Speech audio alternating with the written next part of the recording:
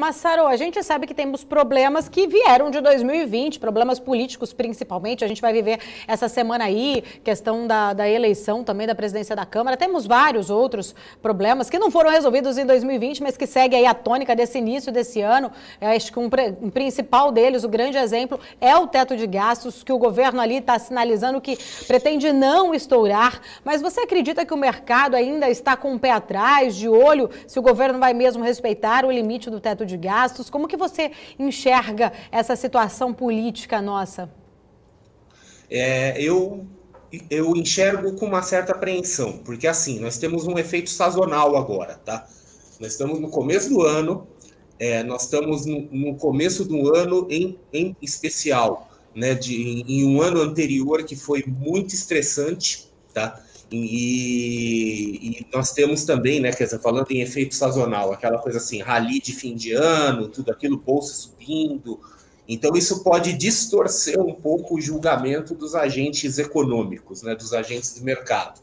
Quer dizer, neste momento, é razoável a gente imaginar que muita gente está um pouco assim entorpecida, um pouco anestesiada, né? Talvez um pouco assim curtindo o momento depois de um 2020 muito estranho, e esse assunto não esteja sendo visto com a importância que isso merece. Eu sou bastante cético com relação ao governo. Eu sou cético com relação a muitas coisas, né?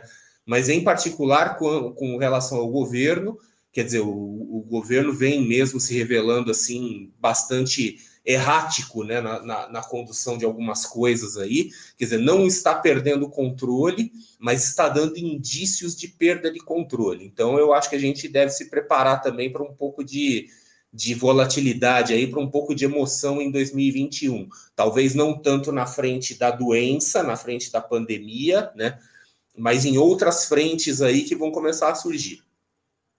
Ô Massaro, ainda pegando esse gancho aí de teto de gastos, você acredita que o novo valor do salário mínimo, R$ 1.100, ele tem impacto nessa possibilidade de estourar o teto? Você acredita que essa decisão já está precificada ou isso, de certa forma, ainda deve repercutir no mercado? A grande expectativa, né? Quer dizer, a gente pode nesse momento trocar teto de gasto por inflação. As duas coisas ficam meio intercambiáveis, né? A expectativa é assim, é que a economia está tão deprimida que isso provavelmente não vai ter nenhum efeito adverso, né? Mas assim, sempre há a possibilidade, né? Sempre há a possibilidade de que o salário mínimo impacte nisso aí. E é aquela coisa, a gente sabe, né? Sempre salário mínimo é um tópico sensível, porque às vezes dá aquela ideia assim que nós do mercado financeiro, etc. Então a gente fala do salário mínimo, meio que esquecendo as pessoas que dependem dele. Só que assim, o salário mínimo nominal ele pode muito rapidamente perder seu valor real se ele for implantado de forma mal conduzida. Aliás, não só ele pode perder não só ele pode não ter nenhum aumento real, como ele pode até ter perda de valor dependendo de como que a coisa é feita. Por isso é bom que a turma do governo seja bastante responsável naquilo que esteja fazendo, né? Olha, já que você tocou nesse ponto de inflação, eu queria falar um pouquinho sobre isso com você. Como que você vê o cenário de inflação para este ano de 2021? Você pensa que essa alta que nós tivemos ali registrada nos últimos meses é temporária, como que prevê o Banco Central? Você acredita realmente nisso? Ou tende a ser um pouquinho mais duradoura? O que você acha? Como que isso vai ditar o ritmo da economia em 2021? Então vamos lá. Sobre esse assunto, a primeira coisa que eu preciso dizer é o seguinte: eu, pessoalmente, sou uma cria da hiperinflação, né? Quer dizer, eu vivi todo aquele período, vivi o período de hiperinflação, vivi o período de plano cruzado, de todas essas coisas aí, né? E então, quando se fala de inflação, eu sou um sujeito enviesado. Eu não me sinto em condição de fazer um julgamento muito objetivo, porque eu estou sempre naquele conflito assim entre o que eu estou vendo, né, o que eu acho e o que eu gostaria que fosse. Então, a minha resposta para essa pergunta, né, é mais ou menos assim: eu acredito que não há espaço para uma grande aceleração da inflação, porque a economia está excessivamente deprimida.